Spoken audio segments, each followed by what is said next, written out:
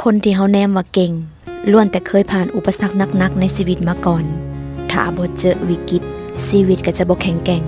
ในทุกๆปัญหาที่เข้ามาในชีวิตล้วนแต่เป็นครูสอนมันสอนให้เฮาอย่าโง่อีกอย่าไปเฮ็ดแบบเดิมซ้ำซากพลาดแล้วก็จะบ่กลับไปผิดพลาดซ้ำสองอีกชีวิตก็คือการเรียนรู้และนี่ก็เป็นบทเรียนราคาแพงทุกๆคนต้องเจอปัญหาอย่าไปย่านบ่ว่าเรื่องราวใดที่ผ่านเข้ามาในชีวิตล้วนแต่เข้ามาเฮ็ดให้ชีวิตเกิดการเปลี่ยนแปลงซึ่งมันจะดีขึ้นหรือย่ำแย่ลงมันขึ้นกับวิธีคิดและทัศนคติถ้าคิดว่าปัญหามันเข้ามาเพื่อสอนอย่างบางอย่างเฮาลองเบิ่งไหมว่าเฮาได้บทเรียนหยังจากมันบางทีชีวิตอาจจะเบิ่งคือเจอมรสุมหรือมันอาจจะเป็นช่วงเปลี่ยนผ่านของชีวิตก็เป็นได้ทุกคนจะต้องเติบโตและก็ต้องผ่านเรื่องราวที่เป็นบทเรียนหลายๆอย่างในชีวิตเพื่อเฮาจะกลายเป็นคนที่เก่งขึ้นในอนาคตบางที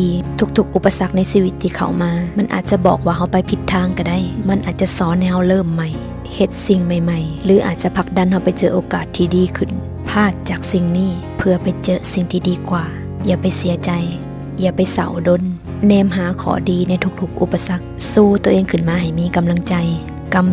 เฮาใหญ่ปัญหามันสิน้อยลงแต่ถ้าหากว่าเฮาให้ค่าปัญหาในชีวิตจนเกินไปปัญหามันจะใหญ่กว่าชีวิตเฮาสุดท้ายมืดมนหาทางออกบ่ได้คนที่ทำลายตัวเฮาก็คือทัศนคติลบๆของตัวเฮาเองจงแนมหาข้อดีในชีวิตขอบใจทุกๆเรื่องที่มาให้บทเรียนเฮาจะรู้สึกว่าชีวิตนี่โคตรมีคุณค่าถ้าว่าเฮาผ่านทุกๆเรื่องราวมาได้แนมทุกๆปัญหาเป็นบทเรียนทุกๆค่าใช้จ่ายคือกำไรเจ้า